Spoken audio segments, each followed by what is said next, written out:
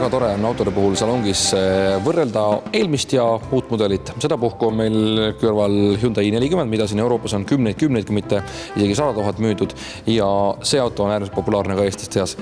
Nüüd 2 sammu, facelift, mitte küll täitsa uus mudel, aga siiski uuendus, mida kohe visuaalselt on ka näha ja mis tekitab eriti rõõmu meile kui autoomanikele ja autosaate tegijatele, et auto hinnad alates on nii bensiin kui ka diisel alla 20 000 euro.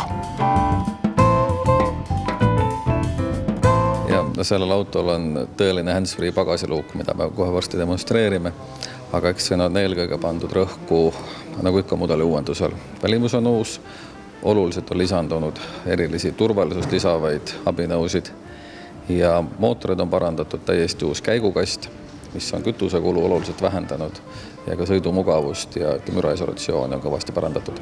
Kohe, mis algul silma jääb, on ju esivõre ja esistange. Et see on vist praktiliselt, kui kohe peale võtta kõige suurem muutus visuaalselt. Ja visuaalselt küll, aga ka sisuliselt on palju uut. Näiteks kui vaatad need udutulesid, siis need on nüüd täiesti LED-ide peal. LED-päevatuled on tal muidugi olemas ja udutulesid saab ka ainult LED-ina ja esituled on siis parema varustusega mudelitel aktiivsed piiksenoonid, kus on siis veel intelligentne kaugtulevahetaja, kes on sellise autoga sõitnud ja kunagi proovinud enam ilma ei taha sõita.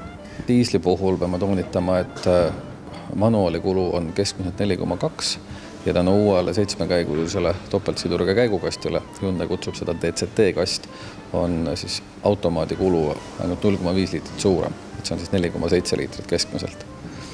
Ja selles segmendis torkab silma, et kuna Hyundai on üldse automaadi lisahind meeldivalt väikene, siis i40 puhul on diislite osakaal päris suur.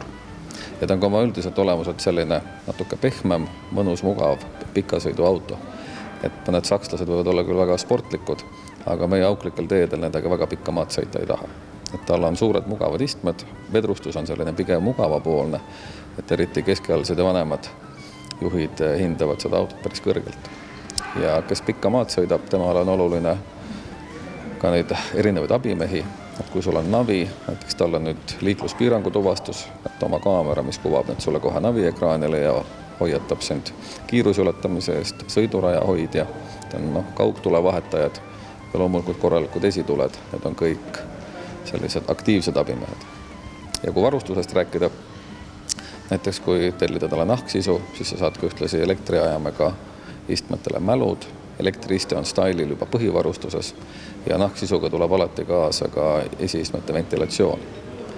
4 istmesoojendust ja roolisoojendus on juba komfordil ka hinna sees, mille eest Hyundai lisaraha ei küsi. Et ka talve peale on tõsiselt mõeldud. Et i40 on suur ja mugav auto ja kõik ei taha tingimata maksta igasuguste lisade eest juurde, aga pigem võtaksid suure ruumiku auto, kuhu mahub pere või kellel on vaja töö pärast kaupa kaasa vedada ja loomulikult Eesti oludes, eriti kui täna aknast välja vaadata, selline suur ja tugev auto lisab ka passiivset turvalisust ja võib-olla saab ka natuke paremini teel kui klass väiksem auto. Et hinnad alates i40 on täna 18 490 ja diiselmudeli hinnalisa on Hyundai puhul alati meeldivalt väike, et seetõttu on ka diisel päris populaarne. No uue auto puhul ikka inimeste huvitab see garantii ja see on praktiliselt uue auto puhul üks tähtsamaid asju, et 5 aastat garantiid ja 5 aastat autoabi, see meile on juba praktiliselt ju teada tuntud uute auto puhul, aga 7 aastat oli ka midagi, mis see oli seal? No jah, ega 5 aastat kõigil pole, aga Hyundai'l on juba päris pikka aega.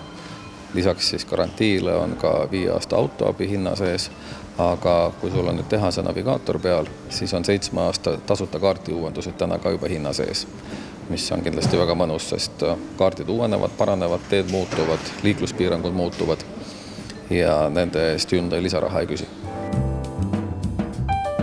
Selle auto rooli taga on selge, et uus auto on uus auto ja ega millest me siin räägimegi. Siin on täismudelil pedaalid, millega saab käiku vahetada otse rooli pealt. Siin on tehnoloogia, start-stop-süsteem, ventileeritavad istmed ja automaatne pagasiruumiliuk.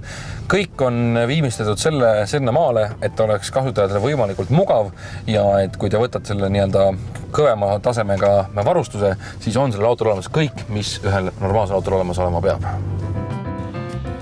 nagu lubatud, siis demonstreerime seda pagasiluuki, saate natukene jumalat mängida, teil on võdi taskus, tulete loomulikult poest, 2 rasket kotti on käes, selle auto puhul ei pea hakkama jalaga vehkima midagi muud tegema, et piisab sellest, kui te siin auto juures, circa paarikümne sentimeetri kaugusel lihtsalt seisate ja pagasiruumi luuk avaneb iseenesest. Enne kui ma pagasiruumi lihtsalt tupust kinni panen, siis muide i40 on pagasiruumis väga hea pagasiruumi jagaja, mida väga paljudel autodel ei ole. Siin on see väga lihtsalt olemas, selle väikse vidinaga 2 näpu liigutusega saate pagasiruumi mitmeks jagada.